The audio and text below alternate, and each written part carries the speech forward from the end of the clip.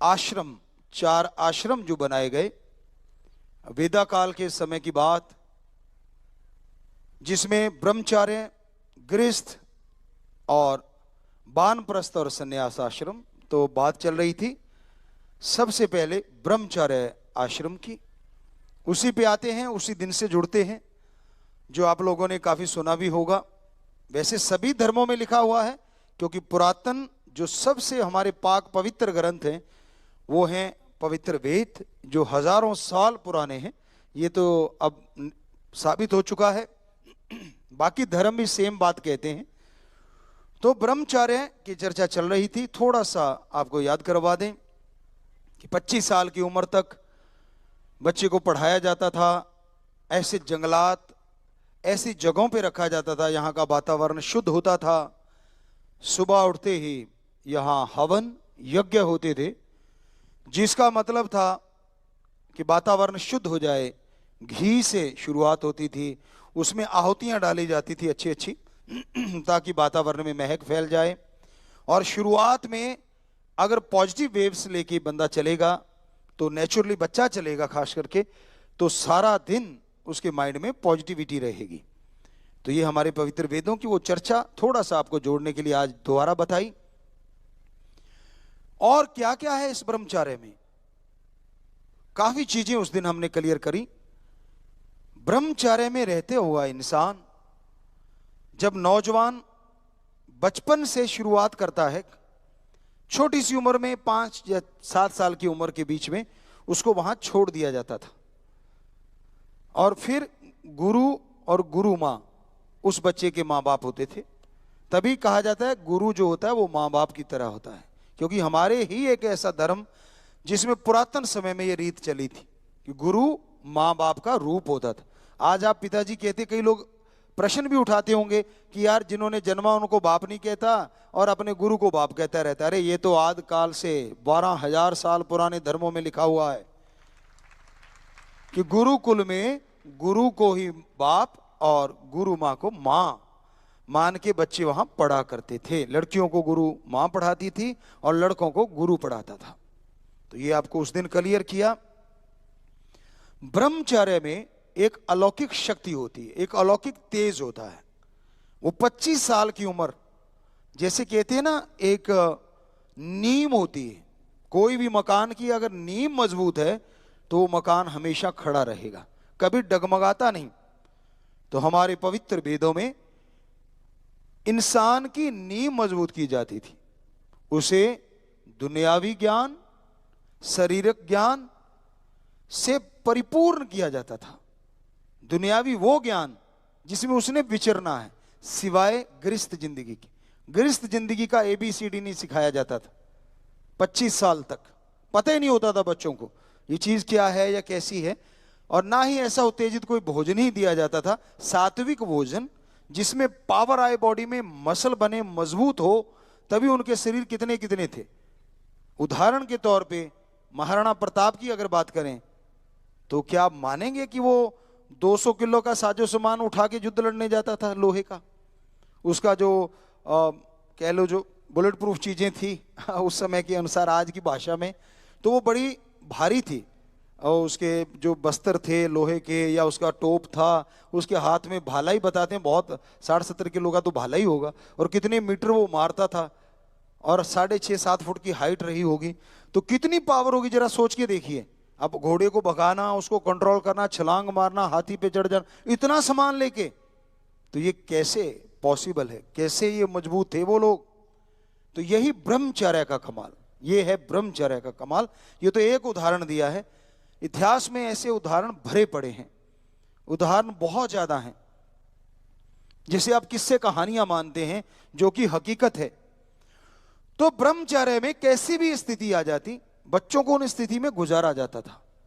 जंगलात में अकेले छोड़ देना, कि कैसे वो उसमें से निकल के आएगा, घबराए नहीं।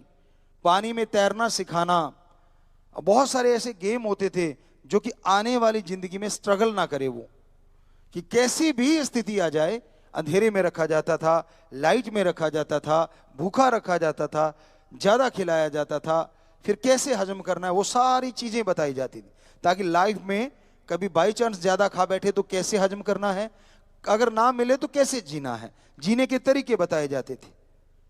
बहुत चीजें हैं, पर फिर वही बात, कुछ एक बातें फिर से आपको बताते हैं। यहां तक भी बात थी कि रफा हाजत के लिए जाते थे, टॉयलेट जाते थे, पेशाब करने जाते थे, उस बारे में भी जिक्र आता है कि हवा मान लो इधर से आ रही है हमारे बैक साइड से, तो जब आप टॉयलेट जाना हो तो हवा की तरफ मुंह करना है। ये आज अजीब लगता होगा, लेकिन उस समय के लिए परफेक्ट था कि इधर मुंह करेंगे तो नेचुरली बदबू दूसरी तरफ जाएगी। और यही नहीं, यहां भी टॉयलेट जाना है, वहां की धरती को थोड़ा खोद लिया जाए, उस पे बैठो, और जब आप हाथ धो 3 तरह से, एक मिट्टी, नहीं है तो पत्ते, और पानी है तो सबसे पहले पानी, पानी से धो, फिर नहीं है तो पत्तों से, पत्ते नहीं है तो मिट्टी से आप जरूर साफ करो। तो क्या आपने कभी पढ़ा है और धर्मों में ये चीजें? हालांकि सभी धर्मों में हैं, लेकिन पुरातन 12,000 साल पहले की बात कर रहे हैं हम, उसमें ये चीजें पाई गई कि इन 3 चीजों से आप अपनी सफाई करें। पेशाब करने जाते हैं तो भी जिक्र मिलता है। गजब तो ये है कि आज बड़े बड़े डॉक्टर साहबान कहते हैं कि तब भी आप किसी ना किसी कपड़े से साफ करें अपने शरीर को। मतलब कमाल है। हमने जब पढ़ा और उस अनुभव में गए, परमपिता शास्त्र नाम श्याम मस्तान की शरीर है वो लेके गए उस युग में, उस चीजों में दिखाया तो दंग रह गए कि अच्छा ऐसा भी है। आज भी नहीं कोई सोचता ये चीज तो, क्योंकि आपका बाथरूम अगर आपके कपड़ों में रह जाता है तो वो बैक्टीरिया पैदा करेगा, वायरस भी पैदा कर सकता है, सड़ांस पैदा होगी। तो कितना ध्यान रखा जाता था, गुरुकुल में सिखाई जाती थी ये चीजें। कहीं आप हाईटेक बनते हो ज्यादा, आप सोच के देख लीजिए उनके मुकाबले कहां खड़े हो। हमारे पूर्वज जिन्होंने हमें ये शिक्षा दी, पवित्र वेदों में ये लिखा हुआ मिला, बेटियों के लिए भी और बेटों के लिए भी बराबर शिक्षा दी जाती थी। भोजन करना है, भोजन से पहले प्रभु का नाम लेना। ये साइंस ने भी प्रूव कर दिया है, बेचारी ने कल परसों आके। धर्म तो करोड़ों साल पहले के हैं, ये कल परसों इसलिए कहते हैं कि 1850 के करीब तो बेचारी को बैक्टीरिया का पता चला, और 1890 में वायरस का पता चला, और हमारे 12,000 साल पहले लिखा हुआ है वायरस क्या होता है और बैक्टीरिया क्या होता है। हम किसी साइंटिस्ट की बेइज्जती नहीं कर रहे, हम तो तुलना कर रहे हैं। हम भी विज्ञान को मानने वाले हैं, लेकिन धर्म तो महाविज्ञान है। तो उसमें यह साफ साफ बताया गया कि बैक्टीरिया वायरस होते हैं, ये शिक्षाएं दी गई, और उनसे कैसे लड़ना है यह भी सिखाया गया। और बात कर रहे थे हम खाना खाने की, तो खाना खाने बैठते उस परमपिता परमात्मा का नाम लेना। खाना बनाना है तो पहले पानी की अंजलि लेके चूल्हे के चारों तरफ पानी छिड़कना। ये ऐसी वैसी बात नहीं थी। चूल्हा कहां होगा, धूप में तो होगा नहीं, वो होता था किसी कमरे में या थोड़ा सा ओपन कमरा, रसोई घर पहले पुराने जो हैं आप जानते हैं, तो इस तरह का होता था। वो पानी का छींटा दिया जाता था कि कोई वायरस है, कोई बैक्टीरिया, पानी जैसे फेंकेंगे या तो भाग जाएगा या पानी के साथ चिपक के वहीं गिर जाएगा, ताकि भोजन बनाते समय वो भोजन शुद्ध बने। फिर राम का नाम लिया जाता था। अब धर्मों में और सभी धर्मों में ये चीजें पुरातन है, इसलिए जो पुरातन है पहले है उसका नाम पहले ले रहे हैं। तो अब खाना बनता था उस समय प्रभु का नाम लिया जाता था, यानी मंत्रोच्चारण होते रहते थे, खाना बनता रहता था, मालिक का ओम हरि अल्लाह गॉड खुदा वाहिगुरु का नाम लिया जाता रहता था। अब खाना बनेगा तो ये तो अब साइंटिस्ट भी मानने लगे हैं कि खाना खाते समय जैसा मूड है और बनाते समय उसका असर लाजमी माइंड पे होता है। जैसा खाओ अन्न वैसा होए मन, ये तो प्रूव हो चुका है। तो ये तब की बातें हम आपको बता रहे हैं। तो मंत्रोच्चारण होता था, ऐसे पानी डाला जाता था ताकि बैक्टीरिया वायरस हट जाएं और पॉजिटिव वेव्स उस खाने में चली जाएं। अब आते हैं विज्ञान क्या कहती। विज्ञान ढूंढ रही है पुराने मटके और उनमें से ढूंढ रही है पुराने लोगों की आवाज। तो अगर मटके बनाते समय आवाज उसमें जा सकती है तो भोजन बनाते समय भोजन में वो भावना क्यों नहीं जा सकती, बताइए आप। तो आ गई ना विज्ञान बेचारी कल बनी। तो उन्होंने तो पहले ही साबित कर दिया कि ऐसा पॉसिबल है। अब भोजन बन गया सात्विक भोजन, जिसमें ये मिर्च मसाले ज्यादा तली हुई चीजें मतलब ही नहीं था। सात्विक भोजन, बढ़िया भोजन बनता। और फिर वो पत्तों पे या उनमें भी एक अलग चीज थी कि कोई भी मेटल का ऐसा कोई भी रिएक्शन ना आए। आप पत्तों पे अगर गर्म चीज रख भी देंगे तो नेचर ने कुछ देना है। लोहे की कढ़ाई में बनाएंगे तो उसने आयरन देना है। आयुर्वेदा में बहुत जगह लिखा है कि इसमें लो भस्म डालो, बहुत सारे नुस्खे होते हैं, लेकिन लोहे की कढ़ाई में बनाओगे तो लो भस्म मत डालो, ये भी लिखा हुआ है आयुर्वेदा में। तो इसका मतलब लोहे में जो खाना बनता था पुराने समय में तो उसमें आयरन आ जाता था। और आपको उस दिन जिक्र कर चुके हैं, फिर भी थोड़ा सा दोहरा देते हैं, इससे हमारे रेड ब्लड सेल बहुत मजबूत होते हैं। ये तो डॉक्टर भी यहाँ काफी बैठे थे, माने कि हाँ गुरुजी ऐसा होता है जी, अब भी वो कह रहे हैं। तो कहने का मतलब रेड ब्लड सेल में भी काम करता है और कहीं ना कहीं हमें हो सकता है व्हाइट ब्लड सेल में भी करता हो, क्योंकि आप रिसर्च ना कर पाए हो। क्योंकि उसमें यह आता है कि इसमें खाना बनाने से आदमी की जो सहन शक्ति है वो बढ़ती है।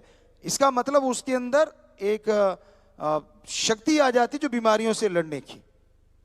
तो उसमें खाना बनता था, परोसा जाता था। मिट्टी के तवे भी होते थे उस समय, उसमें भी ऐसी कोई ना कोई तत्व, जिंक चला गया या कुछ और चला गया, जो बॉडी के लिए सारे चाहिए। कैल्शियम चाहिए, जिंक चाहिए, मैग्नीशियम चाहिए, सारे मतलब जो धरती में तत्व हैं। तो इस तरह उस पे खाना बनता था और वो भोजन अपने फिर जो बच्चे थे उनको परोसा जाता था। यही नहीं, बच्चों को ट्रेंड किया जाता था। ये हमने भी, आपको शायद याद होगा, बच्चों को तो पता ही है, दोनों तरफ के बच्चों को, तो हमने जब छुट्टियां होती थी तो बच्चों को ये सिखाया था कि बेटा खाना बनाना सीखो। खास करके बेटियों ने बड़ा फॉलो किया था जी। बेटियां सारी हमारी जानती हैं, वो उस समय जो पढ़ी हैं, हाँ पता है बेटा। और हमने इनको सिखाया कि बेटा हर चीज आनी चाहिए, करो ना करो वो एक अलग चीज है। अब हमें है, अब मर्द के दिन ले मैं खाना बनाना, ले मैं कपड़े पर, क्यों भाई? टैलेंट है, ये कला है, कला आनी है चाहिए हर किसी को। और हमें आती है, हम तो खाना बना लेते हैं सारे तरह का, कोई शर्म की बात नहीं है। चटनी हम बना लेते हैं, पकौड़े, और बनाते भी ऐसे हैं जो शायद आप सोचिए भी ना। बिना तेल के हम समोसे बना देते हैं, बिना तेल के। बहनें तो शायद जो आज सुन रही होंगी उनको आश्चर्य होगा कि बिना तेल के हम अरबी, भिंडी और करेला बना देते हैं। और बताओ आप, सिर्फ पानी में, सिर्फ पानी में। तो बड़ा शुद्ध बनता है, बड़ा स्वाद बनता है, कड़वा नहीं होता। तो कहने का मतलब आना चाहिए हर गुण बंदे में। वो उसका एक टैलेंट है, उसका एक कला है, उसमें क्या शर्माना। तो ये सारी कलाएं गुरुकुल में दी जाती थी। अपना भोजन बनाओ और खाओ। आज मान लो 100 बच्चा वहां पढ़ रहा है, तो आज 10 की बारी, कल दूसरे 10 की, कल दूसरे 10 की, ऐसे टर्न वाइज खिलाने वाले, टर्न वाइज बनाने वाले। तो ये चीजें चलती थी। तो परफेक्ट होके निकलता था 25 साल के बाद। बर्तन साफ करने अपने अपने, कपड़े साफ करने अपने अपने, बिस्तर बिछाना अपना। इसमें क्या गुनाह है जी, बताइए? और अपना बनाया भोजन स्वाद भी ज्यादा लगता है। दूसरों पे टिक्का टिप्पणी कर देते हो आप। खुद की रोटी जल भी क्यों ना जाए, उसमें स्वाद ही अलग होता है। देखा होगा कई भाई जला बैठते हैं, घरवाली को तो गालियां देते हैं, खुद से जल जाए कहते ना ना बड़ी स्वाद है। क्यों? वो अपने हाथ की बनाई है, दोष किसको देगा? पहली बात। दूसरी बात, खुद ने मेहनत की, नेचुरली अच्छी लगेगी। तो ये भी था कि अपना स्वाद है, उसी के अकॉर्डिंग बनता था। तो ये ब्रह्मचर्य की अभी वही चर्चा चल रही है। आपने लिखा आगे बोलो, आगे कब बोले? अभी तक तो शुरुआत ही ब्रह्मचर्य से हुई है। अब ब्रह्मचर्य में आपको उस दिन बताया था कि अंदर एक ढाल का काम करता है। जब ब्रह्मचर्य हम पालन करते हैं तो एक शक्ति आती है। लोग उसके लिए दंग जरूर होते हैं कि यार इतना तसीहे ढा दिए, इतना कुछ बोल दिया जाए, किसी बंदे को बंदा वैसे ही फटक जाए। पर जो ब्रह्मचर्य का पालन करते हैं, चेहरे पे सिकन नहीं आती, और उभर के आता है और शक्ति लेके आता है। ब्रह्मचर्य चीज ही ऐसी है। तो अब सुबह कई बार हम यहां गेम खेलते हैं, और भी गेम खेलते हैं, बच्चे बैठे भी होंगे। तो हमारे और जो हमारे साथ खेलते हैं उन दोनों की उम्र का, हमारा दोस्त है वो, दोनों की उम्र का अगर बराबर करें तो कई बच्चों की उम्र बन जाएगी सामने वालों की। अच्छे नेशनल लेवल के प्लेयर हैं, उन्हें 5 से 8 नंबर के बीच में हम कहते बेटा तेरा काम हो लिया। कर तो हम जल्दी दें, लेकिन हमें तो दिल ना टूट जाए, 2-4 नंबर हम सर्विस के दे देते हैं थोक में। बुरा ना मनाना बच्चों, हमें होता है कि नहीं यार इनको थोड़ा सा दिल बना रहेगा, कहीं मजा हमें भी नहीं आ रहा, ये एक वन साइडेड हो गया तो बात नहीं बनेगी। तो वो कह देता है, वो जो हमारे साथ वाला दोस्त रहा है पहले, अब भी है, आज भी है वो बच्चा, आज तो बच्चे की तरह है हमारे, लेकिन हम लोग पहले इकट्ठे खेले हैं बहुत सारे गेम, 3 गेम तो पक्का। तो कह कहता जी आप जानबूझ के दे रहे हो ना। तो हम कहते चुप रहे। सो दिल भी तो रखना होता है। तो हमारी उम्र, और अगर उम्र के अकॉर्डिंग देखते तो 55 है, और वो बच्चे हमें लगता है 25 से 35 के बीच में सारे आ जाते होंगे, तो उसमें उनको घुटने टिका देते हैं। तो ये है ब्रह्मचार्य, और कोई शक्ति नहीं है। बाबा क्या खाता है, क्या पीता है, अरे क्या खाता है, ब्रह्मचार्य आप रख के देख लो, पता चल जाएगा कितनी शक्ति है इसमें। हम अपने पवित्र वेदों पे चलते हैं, उसके अकॉर्डिंग जीवन जी रहे हैं शुरू से। क्योंकि घर में हमारे जो दादाजी थे और हमारे फादर साहब थे, पवित्र गीता थी, गुरु नानक देव जी की जन्म साखी थी, ये 2 ग्रंथ हमने उनसे लिए थे। हमें आज भी याद है गुरु नानक देव जी की जन्म साखी और पवित्र गीता। गीता को वो बहुत पढ़ा करते थे। और हमारे जो दादाजी थे वो भी आयुर्वेदा के काफी ज्ञाता थे, कई नुस्खे वगैरह उनके पास हुआ करते थे। तो उनके अकॉर्डिंग ही हमने 5 साल माँ का दूध पिया लगातार, कि भाई ऐसा लगातार लेंगे तो ये ऐसा होगा, तो वो वही चीज हुई। सो आयुर्वेदा तो गजब है, और अब ब्रह्मचर्य तो फिर कहना ही क्या। ऐसा तेज, ऐसी शक्ति, ऐसा अनुभव कि थकने वाली चीज तो हमने सरसा में आके सुनी थी, वहां तो जानते थकना चीज क्या होती है। यहां जिसको देखो थक गया, मर गया। आज के बच्चे देखे हैं, थक गया, थकना ही है। सारा दिन चैट, एक भजन हमने बनाया है, कोशिश करेंगे जल्दी निकालें उसके, चैट पे चैट, सारा दिन चैट, वीडियो गेम करें बैठ बैठ। तो मतलब काफी अच्छा वो भजन है, आज की जनरेशन पे है, शिक्षा भी दी गई है और उनका हाल भी बताया गया है।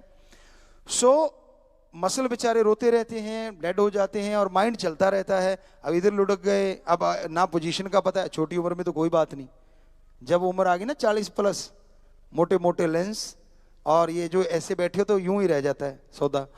फिर उसको सीधे करने में डॉक्टर फिजियोथेरेपी आ जा भाई, खींचातानी करते हैं, वो बेचारा निकलते निकलते मांसपेशियां सही होंगी। तो और वहां ब्रह्मचर्य में, गुरुकुल में ऐसे शक्तिशाली बनाए जाते थे। पेड़ पे बांधा रसा, चढ़ भाई ऊपर, चढ़ना ही चढ़ना है, नहीं आज नहीं, कल नहीं, परसों नहीं, महीने में गिर पड़ के चढ़ने लग जाते थे सारे। आप रस्सा पकड़ के कभी चढ़ के देख लेना, पता लग जाएगा कितना जोर आता है।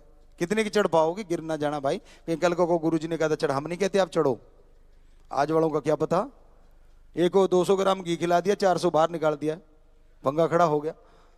हम किलो किलो खा जाया करते थे जब पहले बचपन में, अब नहीं, अब तो लेते ही नहीं, नाम मात्र है, 10 ml या 15 ml कभी क्या कहना है, अदरवाइज नहीं। तो उस समय ऐसा था। सो वो जो ब्रह्मचर्य की क्लास थी, अपने आप में एक ऐसी नीम थी हमारी इंसान की, जो गुरु बनाता था। वहां गुरु और गुरु माँ, बेटियों के लिए गुरु माँ होती थी। तो एक शक्तिशाली नीम, और बच्चे उस जो उनका गृहस्थ जिंदगी, गुरु और गुरु माँ का एरिया होता था, वहां किसी को अलाउड नहीं होता था जाने का, कोई मतलब नहीं होता था कोई वहां चला भी जाए। ये भी एक सख्त था, और होना भी चाहिए था। क्यों? क्योंकि वो दोनों गृहस्थी होते थे, गुरु और गुरु माँ जो सिखाने वाले। अदरवाइज बेटियों को कौन सिखाता, मोस्टली ये देखा गया। तो उसमें शिक्षा, शारीरिक शिक्षा होगी मजबूत, और उनके माइंड की शिक्षा होती थी। बहुत सी पजल सॉल्व करवाई जाती थी, जो आज साइंस कहती है कि पजल सॉल्व, पहेलियां सॉल्व करोगे या कुछ लिखा हुआ उसको सॉल्व करोगे तो माइंड पावर बढ़ती है।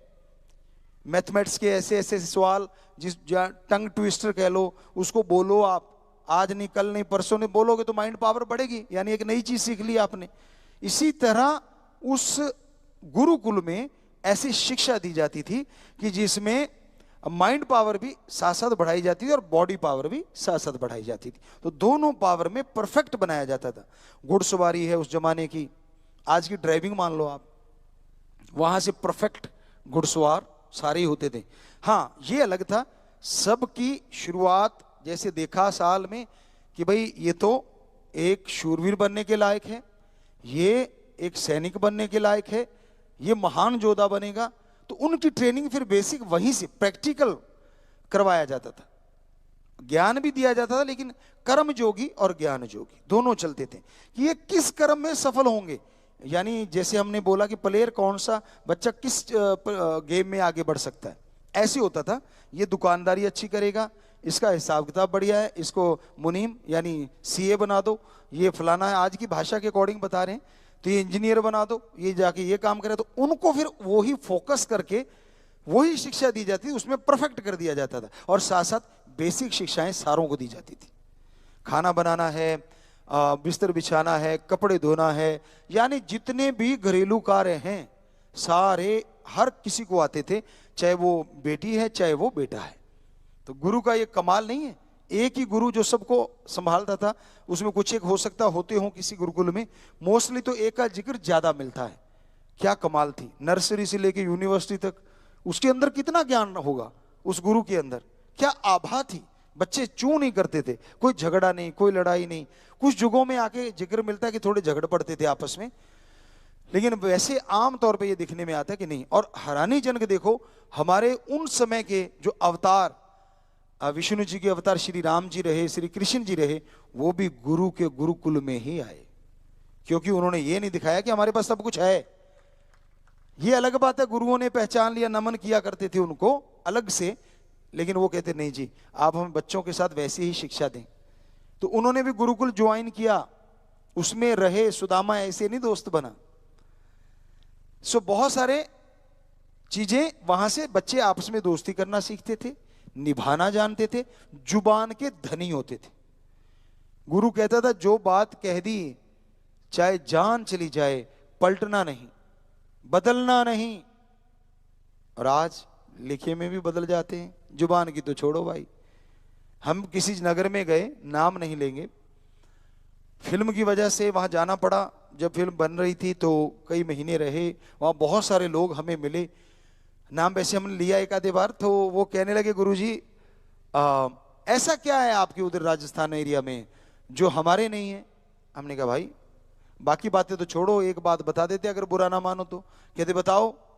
हमने कहा हम लोग जुबान के बहुत धनी हैं, जो कह दिया वो करना है, और जो करना है वो सोचना है, और जो सोच लिया फिर वो करना है।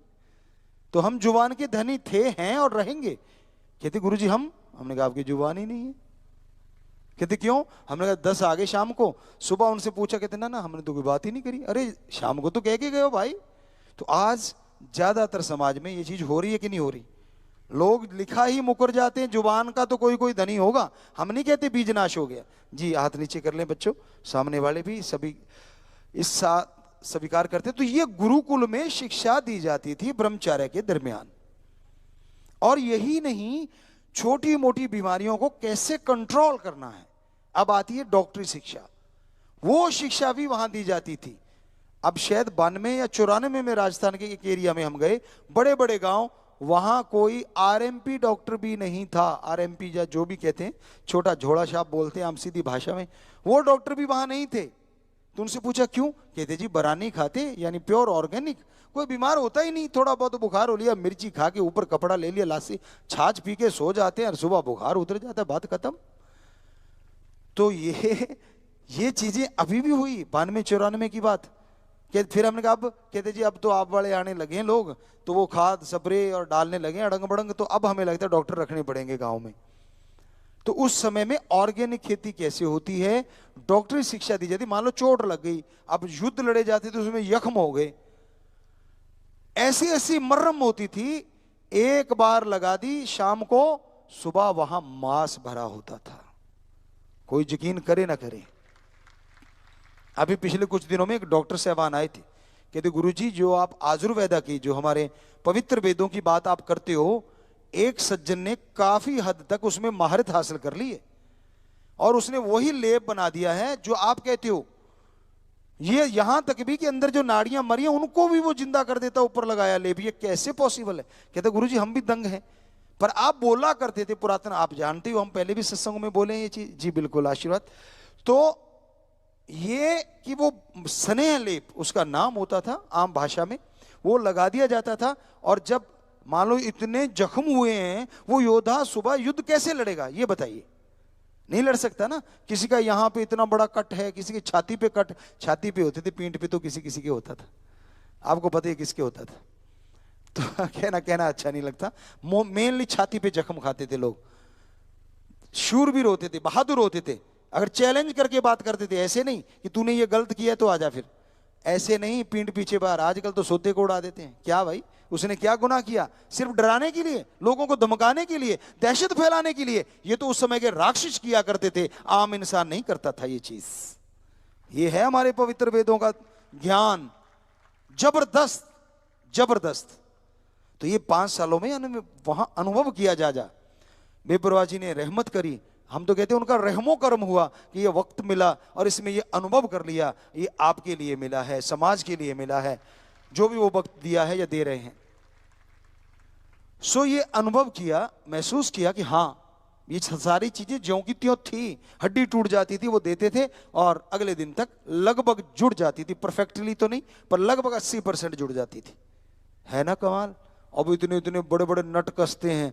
वो कहते हैं हड्डियों वाले की, हम तो कारपेंटर भी होते हैं, पहले मोरी करते हैं, उसमें ये कर हड्डी में, फिर उसमें पेच कस, प्लेटें लगा, पता नहीं क्या क्या बेल्डिंग करते रहते हैं बॉडी में, सुगरू कस कस के।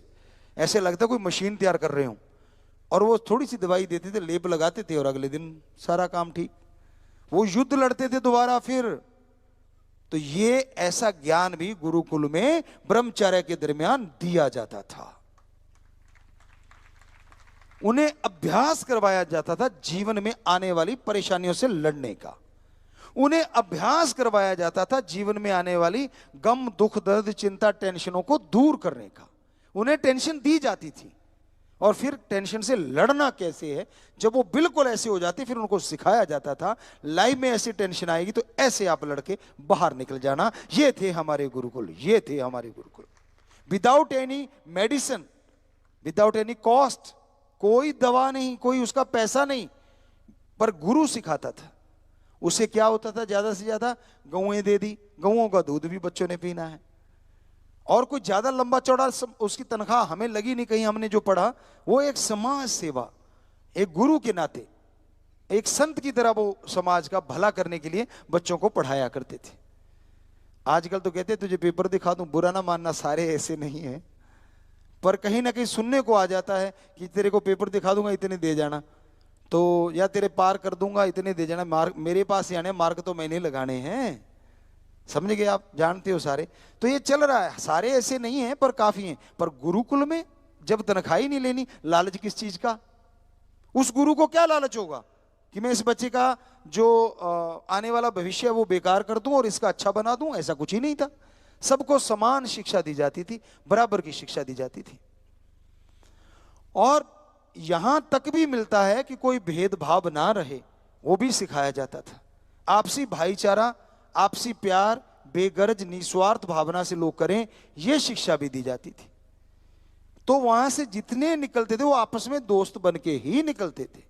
दुश्मन तो कहीं कहीं जिक्र आता महाभारत काल में आके कि हाँ, कहीं ना कहीं दोस्ती की जगह वहां दुश्मनी का भी बीज अंकुरित हो जाता था। उनके बाप, उनके परिवार वाले कभी ना कभी आते थे। पहले युगों में तो मतलब ही नहीं कि बच्चा बड़ा होने तक आता ही नहीं था कोई। तो हमने 1 महीने का एक बार रखा था, अब तो पता नहीं कैसा है कि 1 महीने बाद ही माँ बाप मिलेंगे, तो वो प्रोग्राम चला करता था। उसमें बच्चे बड़ा एक अलग तरह का अनुभव लेते थे, अपने आप को लड़ना सिखाते थे कैसे समाज से। और वो चीजें हमने कोशिश की थी, अब भी चल रही होंगी वो वैसी ज्यों के त्यों, हम आज के बच्चों में भी, कि वो एक विल पावर हासिल करें। और 1 महीना अगर माँ बाप से ना मिलेंगे तो क्या हो जाएगा? अगर फोन नहीं रखेंगे तो फिर क्या होगा? फोन वालों का क्या है? तो वो इतने स्वस्थ निकलते थे कि आपको बताया। तो उस समय तो जबरदस्त था, पूरा भी लागू कर सकते हैं आज भी। वैसी चीजें बनाई जा सकती हैं जो गुरुकुल में होती थी, ज्यों का त्यों। देखेंगे जब राम जी चाहेंगे, वो हमारे हिंदू धर्म का जो प्योर गुरुकुल था, अगर हमारे लोग जो ऐसा रखते हैं, अगर वो चाहेंगे तो ऐसी चीज भी एक जरूर बनाएंगे, ताकि पूरा वर्ल्ड उसके आगे आगे देखे उस चीज को कि क्या था पुरातन समय में। वो क्रिएट किया जा सकता है, उसे बनाया जा सकता है, बिल्कुल वैसा गुरुकुल फिर से इजाद हो सकता है। तो अब जब बच्चे को पता ही नहीं है, और माँ बाप को भी, क्योंकि वो शिक्षा ली होती थी, यही नहीं जब गृहस्थ जिंदगी की शिक्षा दी जाती थी तो उसमें साफ बताया जाता था कि जो बच्चा बड़ा हो जाएगा, छोटेपन से ही बच्चे को अलग रखना है। जब आप पति पत्नी बात करेंगे, मिलेंगे, बैठेंगे एकांत में, तो बच्चे को वो बातें नहीं सुननी चाहिए, बच्चों को आपसे दूर रखना है। आप तो परवाह ही नहीं करते, देखते तक नहीं, और मास्टर आप हैं उनके जो गलत तरफ वो जा रहे हैं। बुरा ना मनाना, चाहे वो फोन दे के आपने उनको गलत बनाया या अपनी हरकतों से उनको गलत बनाया, उनके सामने गलत हरकत कर करके, नहीं ये तो छोटा है। अरे पेट में अब मिन्यू अगर सब कुछ सीख सकता है, और आज साइंस कहती है हाँ बच्चा 2-4 महीने के बाद सारा कुछ सीखने लग जाता है अंदर माँ के गर्भ में, तो जब वो बाहर आ गया या माँ के गर्भ में जो जो कितने कारनामे आपने किए ना वो उन्होंने सीखे हैं, और बड़े होके जब वो इंप्लीमेंट कहते हैं यार ये कहाँ से सीख गया, मैं तो ऐसा नहीं था। क्यों नहीं था भाई, तू ही तो उस्ताद है उसको ऐसे सिखाने में। तो ये भी गुरुकुल में सिखाया जाता था। जब वो गृहस्थ जिंदगी की ट्रेनिंग दी जाती थी कि आपने कैसे जीना है, वो 2-3 महीने में कंट्रोल सारी चीजें बता दी जाती थी, फिर मैरिज हो जाती थी। तो ब्रह्मचर्य में जबरदस्त शक्ति है। फिर दिखाया जाता था कि कितनी पावर है। ये जो चक्र हैं योगा के द्वारा हमारे अंदर के चक्कर, उनको जगाना, फिर मेडिटेशन करवाना, ये साथ साथ चलता था पढ़ाई के, ताकि उनके अंदर का विल पावर दिन ब दिन बढ़ता ही चला जाए। इसलिए तो वो घबराते नहीं थे। अकेले रह गए तो कोई बात नहीं, सबके बीच में तो कोई बात नहीं, यानी समभाव। खुशी में खो नहीं जाते थे और दुख में रो नहीं जाते थे। वो एक मतलब उनको तमीज नहीं रहती थी कब दुख आया कब सुख आया। हाँ, सुख में खुशी रहते थे, दूसरों को भी खुश करते थे, और गम में भी खुशी का इजहार करते थे ताकि किसी को फील ही ना हो। तो ये सिखाया जाता था उस ब्रह्मचर्य की लाइफ में। कैसे आप लंगोट के धनी बने, कैसे ब्रह्मचर्य को आसान बनाया जा सकता है, यह शिक्षा भी दी जाती थी। कैसे आप संयम प्रयोग करें, हर कार्य में काम आएगा, संयम सिखाया जाता था। उतावलापन कई बार आदमी को बेहद नुकसान कर जाता है। जल्दबाजी में जो काम अच्छा होना चाहिए आप उसे गलत कर जाते हैं और पता ही नहीं चलता। तो संयम रखना एक महान गुण है। आज के दौर में देखें, जिसके अंदर संयम है यानी संतोष धन है, वो इंसान बहुत ज्यादा सुखी है। उसके पास खाने का 2 समय का भोजन है ना, वो अरबोंपतियों से भी सुखी है आज के समय में। क्योंकि संतुष्टि, संतोष का मतलब ये नहीं है कि आप कर्म करना छोड़ दो। जो आपके पास है उससे खुश रहो, जो आपके पास नहीं है उसके लिए मेहनत करते रहो, विदाउट एनी टेंशन, बिना किसी चिंता के, बिना किसी परेशानी के। तो ये शिक्षाएं दी जाती थी गुरुकुल में, ये शिक्षाएं दी जाती थी ब्रह्मचर्य के समय पे। तो इतना जब आदमी वहां से पावर लेके निकलेगा तो समाज को बिगाड़ेगा या अच्छा करेगा, आप ही बताएं। तो समाज नंबर 1 बन जाता था। इसलिए वो युग अलग कहलाते थे। द्वापर कह लो या सत्य युग का तो कहने ही क्या, सर्वोत्तम युग। और आज कलयुग क्यों है?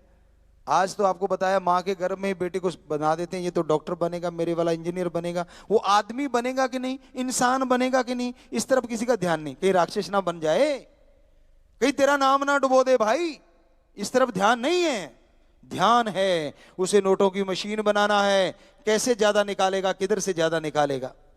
बच्चों पे स्पेशल प्रेशर दिया जाता है, उनकी भावनाएं कुचल दी जाती हैं। उनके अंदर टैलेंट जो होते हैं, जो गॉड गिफ्टेड टैलेंटेड होता है, होते हैं सबके अंदर कोई ना कोई टैलेंट जरूर होता है, वो बेचारे का दबा ही रह जाता है या गुम ही हो जाता है। क्यों? वो उन चीजों में पिस गया जिसमें वो नहीं चाहता था। जबकि गुरुकुल में, ब्रह्मचर्य में ये नहीं था। उसमें उस बच्चे का टैलेंट देखा जाता था, उसके अकॉर्डिंग ही उसको आगे बढ़ाया जाता था।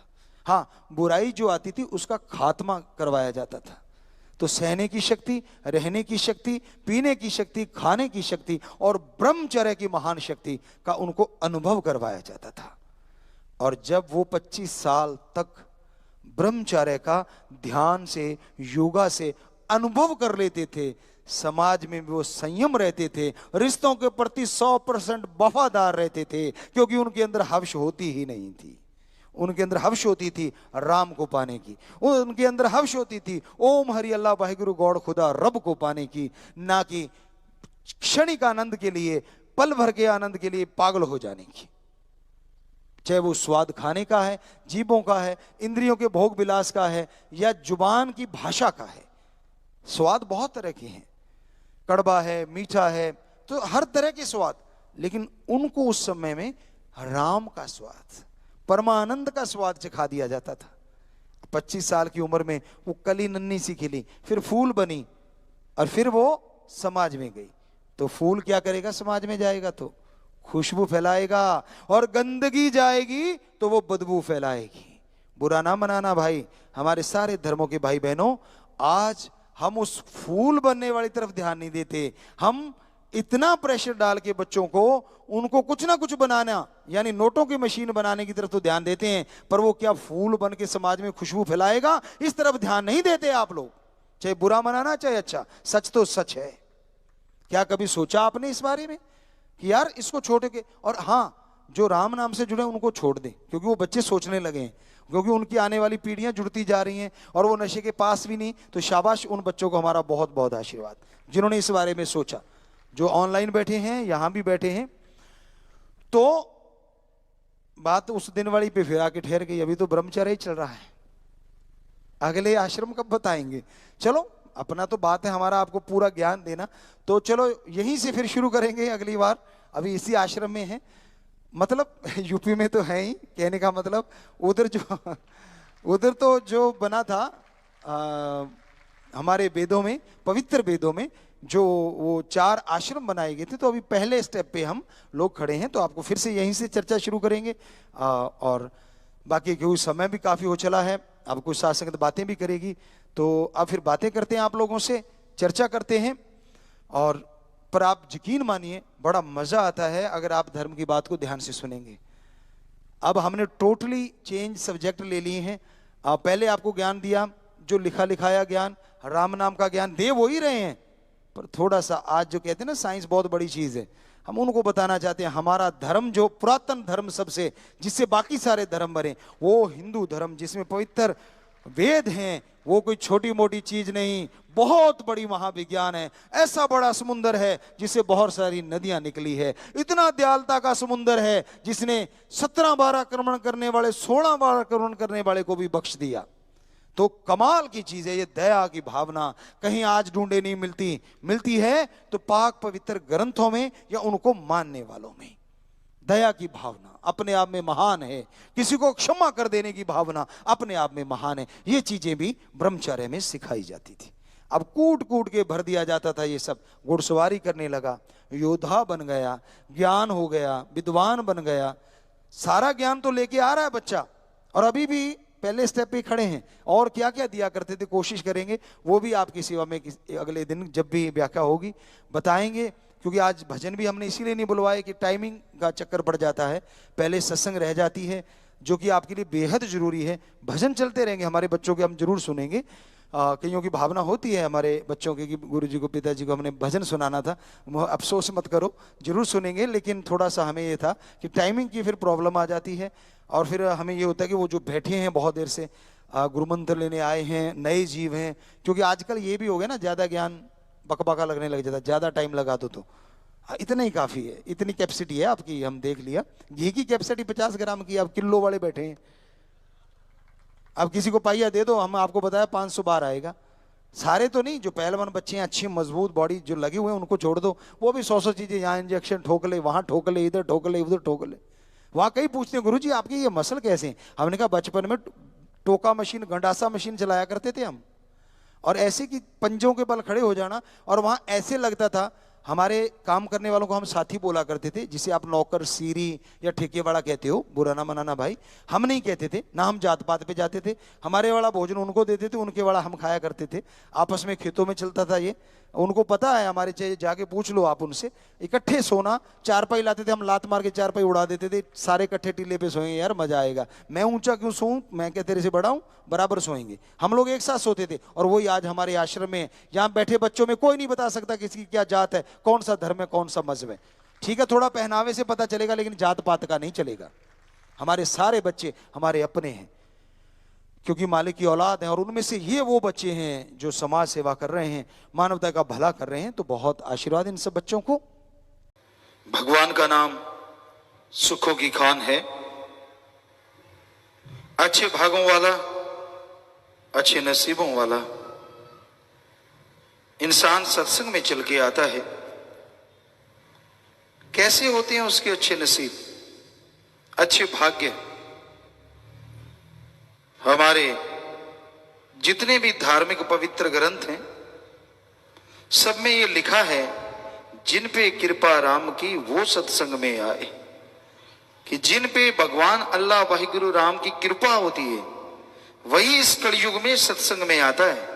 हथाई करना, गपशप मारना, कोई वहां निमंत्रण पत्र नहीं देता, न्यूंदा नहीं देता, फिर भी लोग भाग भाग के बैठते हैं सिर जोड़ जोड़ के। मेले मुजरे पे जाना कोई नियमदा नहीं आता, फिर भी लोग भागे जाते हैं। सर्कस सिनेमा में जाना पैसा भी देते हैं और फिर भी भागे जाते हैं। राम नाम से लोग कन्नी कतराते हैं।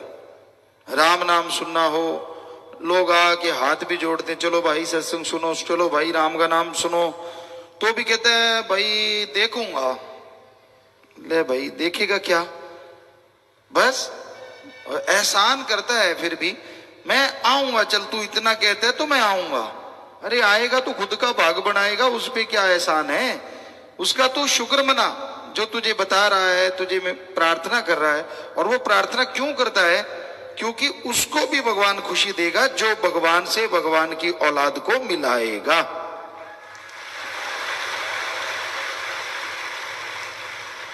तो भागों वाले चल के आते हैं और सत्संग सुन के जो अमल किया करते हैं उनके और भाग्य बन जाया करते हैं। आमतौर पे कहा जाता है जो भाग्य में लिखा है वो ही मिलेगा, जो भगवान कहेगा वो ही मिलेगा। वाकई सच है, जो भाग्य में लिखा वो तो मिलेगा, लेकिन 84 लाख जोनियों में आदमी एक ऐसा शरीर है जो अपने भाग्य को बदल सकता है। जानवर, पक्षी, कीड़े मकोड़े, पेड़ पौधे, देवी देवता, कोई भी अपने भाग्य को नहीं बदल सकता। सिर्फ आदमी को अधिकार है कि वो अपने भाग्य को बदल सकता है। और भाग्य कैसे बदलता है? आदमी सत्संग सुने, सुन के अमल करे, संत जो वचन कहें उनको माने तो भाग्य बदलता है। सिर्फ सुन के छोड़ देने से भाग्य नहीं बदलता। उसका पुण्य तो जरूर मिलेगा, आपकी आत्मा के खाते में जमा तो जरूर हो जाएगा, लेकिन ये नहीं है कि उससे आपका भाग्य बदल जाएगा। अगर आप भाग्य बदलवाना है, भाग्य बदलना चाहते हो, तो आपको संतों के वचन सुनने होंगे, सुन के फिर मानने होंगे। सुन के जो मानते हैं, सुन के जो अमल करते हैं, उनके ही भाग्य बदला करते हैं। संत ऐसा क्या कहते हैं जो मानना चाहिए? संत कहते हैं तेरा असली जो काम इस दुनिया में है वो है भगवान का नाम लेना। ओम हरि, अल्लाह, वाहिगुरु, गॉड, खुदा, रब, ईश्वर, प्रभु, परमात्मा, भगवान, मालिक, अरबों नाम है जिसके, पर वो एक है। उसका नाम जपने के लिए हे इंसान, हे आदमी, तुझे भगवान ने यहां भेजा है, इस धरती पे भेजा है। क्या होगा भगवान का नाम जपने से? जीते जी गम दुख दर्द चिंताएं मिट जाएंगी और मरणोपरांत गम दुख दर्द सब दूर हो जाएंगे। गम दुख दर्द चिंताएं सब मिट जाती हैं, चिंता मुक्त हो जाता है आदमी। जीते जी मुक्ति मिले और मरणोपरांत मुक्ति मिले, इसी का नाम सच्चा मोक्ष। जीते जी गम दुख दर्द चिंता बीमारियों से, मरने के बाद आवागमन से। कोई आदमी कहे जी मैंने तो नाम लिया है, मेरे तो जीते जी बीमारियां तो खत्म हुई नहीं, टेंशन तो खत्म हुई नहीं, समस्याएं तो खत्म हुई नहीं। क्या तू घंटा सुबह शाम नाम जपता है? क्या तू संतों के वचनों पे अमल करता है? कर, लिख के गारंटी ले ले, जीते जी गम दुख दर्द चिंताएं सारी मिट जाएंगी। कहता नहीं, नाम नहीं जपा जाता, वो तो आप ही जपो। तो फिर कर्म भी आप ही भुगतो। बताओ क्या किया जाए। संत तो तरीका बताते हैं। डॉक्टर कहता है तेरा जख्म है, इसको इस मरहम लगा ठीक हो जाएगा। कहता नहीं मरहम थे ही लगाओ। तो डॉक्टर मरहम लगाएगा, जख्म तेरा किया भर जासी भाई बोल। तो बात वही है कि राम नाम तो खुद को जपना पड़ेगा। जपोगे तो गम दुख दर्द चिंता परेशानियां जीते जी 100% खत्म होंगी और मरने के बाद मुक्ति मिलेगी। इसका आपको अंदर से भगवान यकीन दिला देंगे, आपको दिखा देंगे। तो यही जरूरी है, संत के वचन सुनो और अमल करो। जब तक जीव मानता नहीं, उसे वो खुशियां नहीं मिलती जिसका वो अधिकारी है। उसे वो भगवान के दर्शन नहीं होते जिसके करने का मालिक ने उसको हुक्म दिया है या शक्ति दी है। बाकी शरीर तो सहन ही नहीं कर सकते भगवान के नूरी स्वरूप को। एक मनुष्य शरीर है जो भगवान के नूरी स्वरूप को सहन कर सकता है, पर ये सुमरण करेगा तभी सहन करने के काबिल बनेगा, वरना ये भी सहन नहीं कर सकता उसके नूरी स्वरूप को। कई कह देते हैं ना, चलो हम तो नहीं देख सकते, भगवान ही दर्शन दे दे। कहते मूसा ने सुई के नक्के में से, सुई का नक्का मतलब इतनी सी जगह जो दोनों उंगलियों चारों के बीच में है, सुई का नक्का जिधर धागा डलता है, उतनी सी जगह में से मतलब उतना अल्लाह का नूर देखा था और वो कोमा में चला गया था। इतना ज्यादा नूर था, इतनी ज्यादा खुशी थी कि उसे झेल नहीं पाया। उसके बाद अल्लाह ने कहा इबादत किया कर, फिर तुझे नजारे दिखाऊंगा। फिर इबादत की, फिर नूरी स्वरूप नजर आया। तो लोग कहते भगवान तो है, उसको किसने रोका, वो दर्शन क्यों नहीं देता? भगवान ने आपको पागल बनाना है क्या सबको? वो दर्शन देता जाए और सारे के सारे पागल झेल ना पाए, दिमाग उड़ जाए, तो फिर कहोगे भगवान को तो पता था, उसने क्यों दिए दर्शन? छोड़ना तो है नहीं उसको, अपने पे तो बात लेनी नहीं। पहले की देता क्यों नहीं, फिर दिए क्यों? तो इसलिए उसको सारा पता है आप क्या क्या बोलोगे, देता ही नहीं वो, जब तक आपका शरीर उसके काबिल नहीं बनता। और काबिल बनाने के लिए लोग आते हैं सत्संग में, काबिल बनाने के लगाते हैं संत सत्संग। सत्संग सुनो, नाम ले लो भाई, नाम लेके उसका जाप करो भाई। जाप करोगे शरीर उसके लायक बनेगा, फिर वो भगवान आपको हर जगह नजर आएगा, कण कण में नजर आएगा और आपकी खुशियों का लेवल बढ़ता ही चला जाएगा, बढ़ता ही चला जाएगा।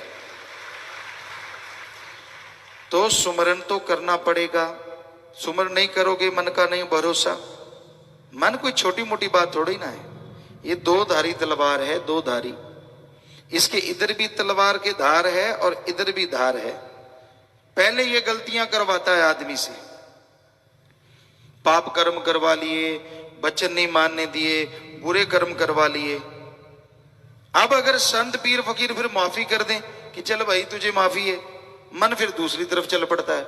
अब तुझे खुशी मतलब ही नहीं है, अब तो तू निगाह में गिर गया, अब थोड़ी ना तू वहां पहुंच सकता है, हो ही नहीं सकता, मतलब ही नहीं है। तो मन ऐसी जालिम ताकत है, दोनों तरफ से नहीं छोड़ता। पहले गलती करवाता है तो गलती करवा देता है, इसलिए नहीं छोड़ता। फिर संत पीर फकीर माफ कर दें, मानने नहीं देता कि तुझे खुशी मिलेगी।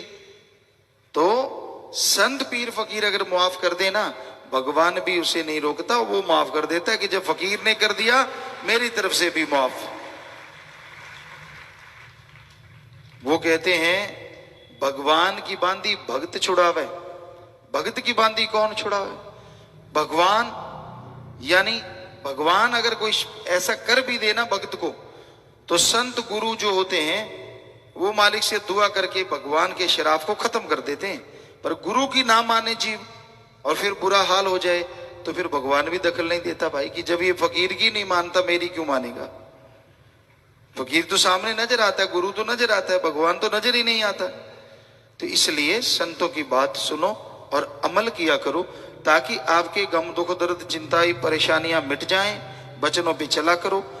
कम से कम शुरू कर लो 15 मिनट सुबह शाम सुमन करना, 10 मिनट सुबह शाम सुमन करना। नियम बना लो, नियम। या फिर ऐसा करो 10-12 दिन रोटी ना खाओ, देखते हैं। नहीं, 10-12 दिन 10-12 घंटे में आंखें बाहर आ जाती। कई व्रत रखते हैं 24 घंटे का।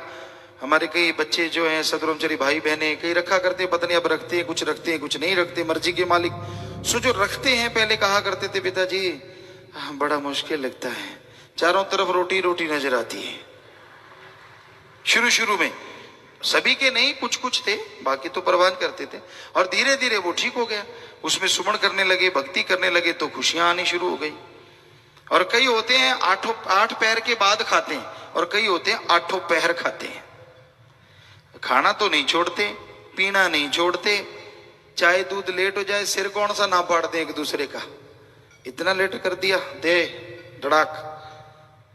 तो सुमन नहीं करते, भगवान तो कुछ नहीं कहता मेरा सुमन नहीं करते। भाई क्या बात, आज किया नहीं, सुबह शाम क्यों नहीं किया? सुमन को फालतू का काम समझते हैं। और जब जान आ गई आफत में फिर भगवान ही भगवान, हे राम, हे अल्लाह, हे वाहिगुरु, हे ईश्वर, बचा ले मुझे, बचा ले मुझे, बचा ले मुझे, बचा। क्यों? पहले किधर गया था? पहले तो कभी याद नहीं किया। तो आपको कल भी सुनाया था, दुख में सुमरन सब करें और सुख में करे न कोई, जो सुख में सुमरन करें तो दुख काहे को होए। जब सुख है, जब शांति है तो सुमरन लगातार करते रहो, ताकि आने वाला दुख आए ही ना, आने वाली परेशानी ना आए। दुख में करते हैं और दुख में होता नहीं, दुखी इतने होते हैं, परेशानियां इतनी होती हैं, कहता नाम नहीं जपा जाता। तो पहले जप लेता ना, तो सुख में जपना चाहता है ना दुख में जपना चाहता है, जपेगा कब? इसलिए भाई सुख में नियम बना लो। जैसे खाना खाना जरूरी, हम आपको रोकते नहीं, खाओ जितना मर्जी, आपकी मर्जी, आपका पेट, आपका काम, बढ़ाओ कम करो जो मर्जी। तो हम तो ये कहते हैं जैसे खाना खाना शरीर के लिए जरूरी, चाहे दूध लेना शरीर के लिए जरूरी, उसी तरह राम का नाम जपना इनसे अरबों गुना ज्यादा जरूरी। टाइम रख लो, टाइम के बिना नहीं जाप होगा। सुबह इस टाइम पे, शाम को इस टाइम पे जाप करेंगे ही करेंगे। अगर करोगे तो जरूर मन काबू में होगा, मालिक की कृपा होगी और अंदर बाहर खुशियों से आप माला माल हो जाए।